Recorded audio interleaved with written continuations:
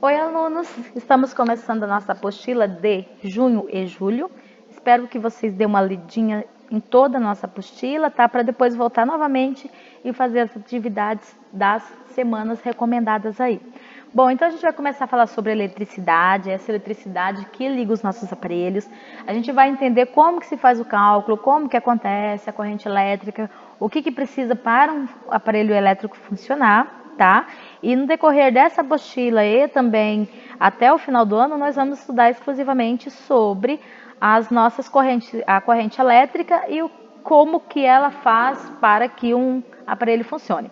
Bom, então lá, depois de fazer essa leitura da primeira semana, vamos responder algumas questões. A número 1 pede o seguinte: quem são os responsáveis pela eletricidade em um fio condutor? Bom, então eu trouxe aqui um átomo, certo? Então o átomo, nós temos o núcleo na sua região central e no núcleo nós temos os elementos próton e nêutron, certo? Então esses dois elementos, eles ficam no núcleo do átomo e eles não podem sair do átomo. Se por acaso um nêutron e um próton sair desse local aqui, sair do núcleo do átomo, nós temos uma reação nuclear, que é exatamente aquela reação que libera muita energia, que são das bombas atômicas, tá? Os únicos elementos que podem sair de um átomo e ir para outro são os elétrons. Os elétrons nos condutores, eles são livres, ou seja, esse elétron ele pode sair daqui e ir para o próximo próton vizinho, para o próximo átomo vizinho. Então ele pode sair daqui e ir para cá. Esse elétron aqui também, ele pode sair daqui e ir para esse átomo aqui, certo? Assim como ele também pode voltar novamente para o átomo de origem qual ele pertence. Então, os únicos elementos aqui dentro da natureza, dentro do átomo, que pode sair de um átomo e ir para o outro, são os elétrons, tá? E como são os elétrons, pode sair de um átomo e ir para outro, eles são responsáveis pela corrente elétrica, que a corrente elétrica nada mais é que elétrons em movimento, tudo bem? Então, a resposta certa é elétrons. Lá na apostila também tem essa partezinha que fala, tá? Em um circuito formado por fios metálicos, são os elétrons que formam a corrente elétrica. A número 2, ela dá algumas afirmações, certo? E ela quer saber da questão incorreta, quer saber dos efeitos da corrente elétrica. Bom, eu vou falar de cada um deles rapidamente, tá? Então, o efeito Joule absorve calor. Gente, o efeito Joule, ele é responsável por provocar o aquecimento nos aparelhos eletrônicos. Então, ferro, chapinha, secador de cabelo, chuveiro elétrico, tá? Então, se você tem um material metálico que quando passa a corrente elétrica ele aquece, significa que ocorreu o efeito Joule. E o efeito Joule, ele não gera calor, certo? Opa, tá errado aqui. Risquei no lugar errado, deixa eu apagar ali. O efeito Joule, ele gera calor e não absorve, tá? Então, todos esses aparelhos que nós temos que fazem aquecimento, churrasqueira elétrica, ferro elétrico, chapinha, chuveiro, eles não absorvem calor e sim geram calor. Eles geram aquecimento quando é percorrido por uma corrente elétrica. Então, a incorreta, nós já achamos, tá? É a letra A. A letra B, efeito magnético, gera um campo magnético? Sim, gente. Quando você passa uma corrente elétrica e um material que pode ser convertido, esse campo elétrico, essa eletricidade vai ser convertida em um campo magnético, tá? Então, o efeito magnético gera, sim, um campo magnético, certo? A C, o efeito luminoso gera luz? Sim, gente. Quando a corrente elétrica passa por uma lâmpada, a corrente elétrica ela vai ser transformada em luz, tá? Então, ela vai ser transformada de energia elétrica para energia luminosa. Então, o efeito luminoso, ele gera luz. Essa está correta. A D, efeito químico produz reações químicas, para produzir reações químicas. No caso aqui, eu tenho uma água dentro desse recipiente, certo? E aqui eu tenho uma plaquinha que a gente chama de eletrodo, que são metais diferentes. Acontece uma reação química aqui dentro, tá? Que faz com que uma placa desprenda elétrons e a outra placa puxe esses elétrons. Então, essa reação química que acontece entre essas duas plaquinhas aqui, você consegue gerar uma corrente elétrica, tá? Então, você produz uma reação química que gera uma corrente elétrica. Então, essa questão também é verdadeira. E aí, efeito fisiológico, ele acarreta choque? Sim, gente. Quando a pessoa leva um choque, dentro do corpo da pessoa, ela tem vários efeitos fisiológicos, tá? Então, essa também é verdadeira, o choque elétrico é gerado pelo efeito fisiológico, que eu trouxe algumas tabelinhas aqui, tá? Se o choque for de 1 miliampere, que é 0,001 ampere, a gente não vai ter nenhuma reação, nenhuma perturbação, a gente quase nem vai sentir e vai ser um choquinho bem de leve, como nas pilhas, por exemplo, tá? Se for de 1 até 9 miliampere, a gente já começa a ter algumas sensações, que no caso aqui, ó, a sensação cada vez desagradável, a gente vai tendo contrações musculares, tá?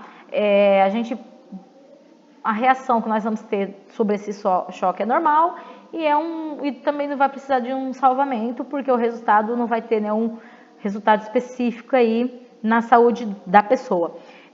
De 9 a 20 miliampere, aí a gente já começa a ter coisas mais graves na saúde, tá? A gente vai ter uma sensação de dor, vai ter contrações musculares violentas, vamos ficar com um pouco de ar, a circulação vai aumentar.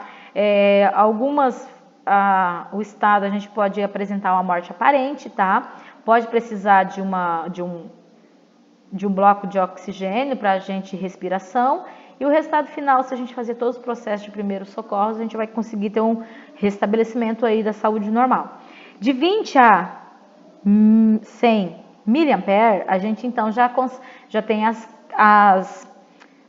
as coisas mais graves sobre a saúde, tá? A gente vai ter algumas asfixia, então a gente vai ter problema na respiração, problema na circulação, o coração vai bater acelerado, a gente vai ter aquela sensação assim de muita dor, não tem quando o choque passa pelo corpo da gente, aquele formigamento intenso. Então a gente vai ter uma morte aparente, então viu que uma corrente muito pequena consegue fazer um resultado muito grande na saúde da gente, tá? A gente vai precisar de respiração artificial.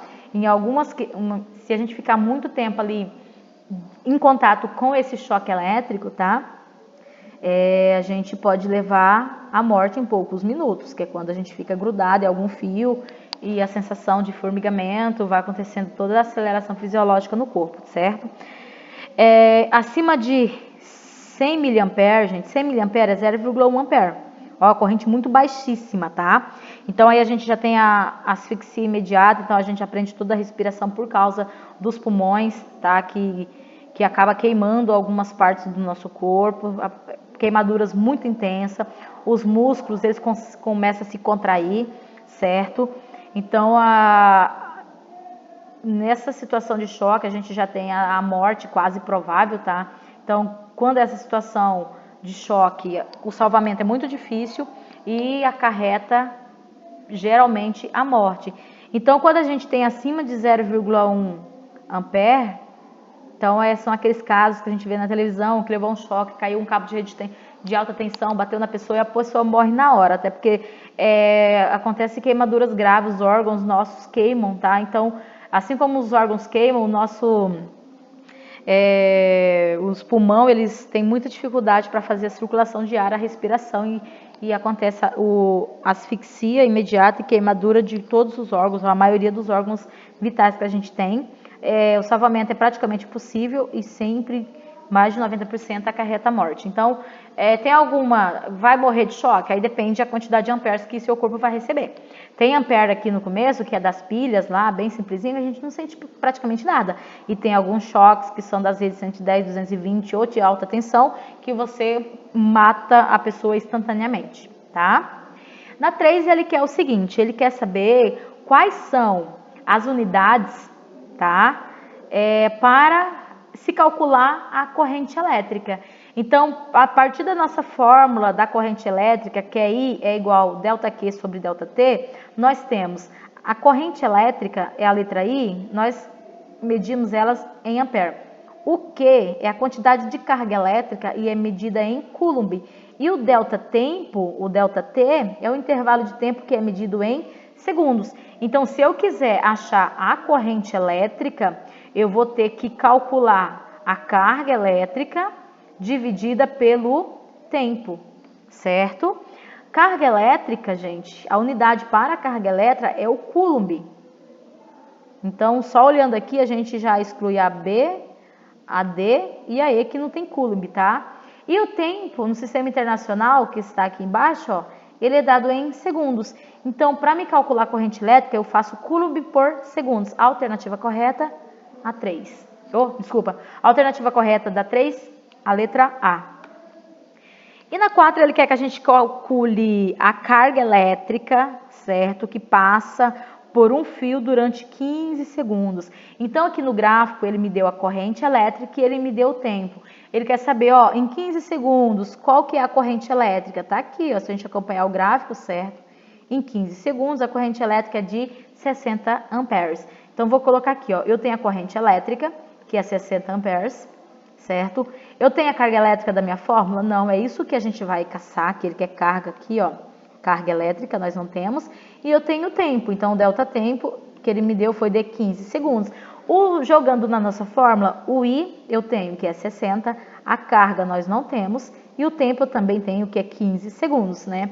Multiplicando o cruzado, o 15 está dividindo, ele passa multiplicando, então fica 60 vezes 15 é igual a carga elétrica, que 60 vezes 15, 900, que é igual a quê? Então, a nossa carga elétrica é igual a 900 Coulomb. Alternativa certa, alternativa D. Bom, então por essa semana é só, pessoal. Estudem, leia a apostila, faça passo a passo das questões e nós se vemos na próxima semana.